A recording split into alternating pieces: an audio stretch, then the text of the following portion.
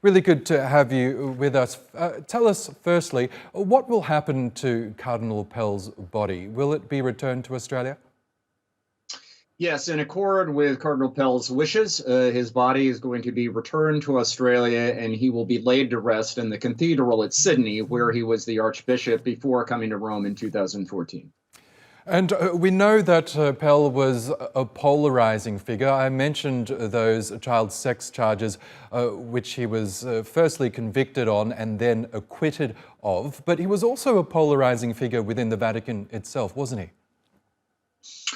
Oh, very much. I mean, listen, I knew George Pell quite well. I think it's probably fair to say that over many years, when you're a reporter covering someone on a regular basis, you develop a kind of friendship with them. And I think it is fair to say that George Pell was a lightning rod. If you were a more conservative or traditional Catholic, he would be a hero to you. A staunch defender of Catholic orthodoxy. If you were a more liberal Catholic interested in the kinds of reforms we're seeing under Pope Francis, he definitely would not be your cup of tea. Pell was a battler. As a young man, he was a rising star in Australian rules football. His father had been a heavyweight boxing champion. George Pell never saw a fight that he didn't want to take part in, and that very much marked his ecclesiastical career as well. We know Pell was entrusted with the Vatican's finances for a number of years, but we saw him in somewhat of a tug of war with his main rival, Cardinal Becciu, who was the Secretary of State. In fact, Pell eventually accused him of orchestrating the child sex abuse allegations against him in 2017. What was that rivalry about? Well, basically speaking, George Pell was brought in February of 2014 by Pope Francis to be the tip of the spear for financial reform. And Pell wanted to bring in international best practices. He wanted, 4 sets of eyes on everything. He wanted external audits of Vatican finances. He wanted to run the Vatican the way you would run a major Catholic archdiocese like Sydney or Chicago or Cologne. That rubbed the Vatican's old guard, symbolized in the person of Cardinal Angelo Becciu, the wrong way. They would emphasize the Vatican isn't a diocese, it's a sovereign state. Outsiders have no business poking their noses into the Vatican's books, and on and on. So there was this kind of titanic battle between the reformers and the old guard and between Pell and Becciu. The great irony is that at the time, it seemed like Becciu was winning all of those fights. Pope Francis repeatedly sided with Becciu against Pell.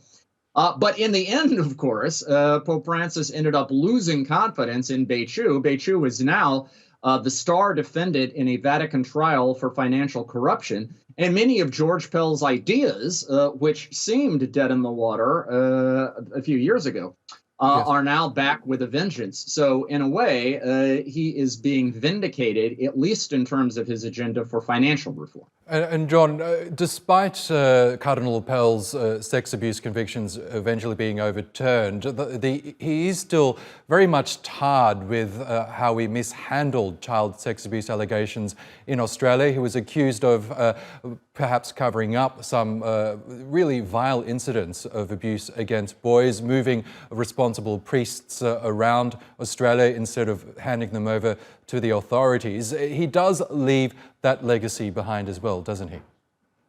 Oh, no question. I think as long as the child sexual abuse scandals in Catholicism are studied, a chapter of that study is going to have to be devoted to George Pell.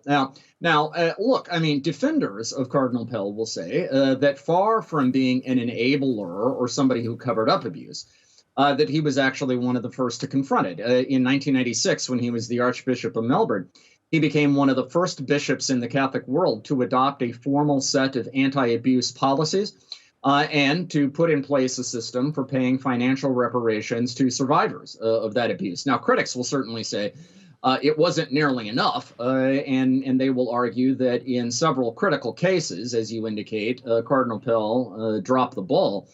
But it is a complicated legacy that he leaves behind, and I think it's going to continue to be parsed. I think the other interesting question, however, is that especially coming on the heels of the death of Pope Benedict XVI, Cardinal Pell was in some ways in the English-speaking world the field general of conservative Catholicism. And the other interesting question, therefore, is who is going to pick up that mantle from Cardinal Pell now that he's gone? Okay, John Allen Jr., we will have to leave it there. But as I mentioned, a civil case against Pell and his estate is still ongoing, and we'll be keeping an eye on that as well. Thank you so much for joining us here on the program.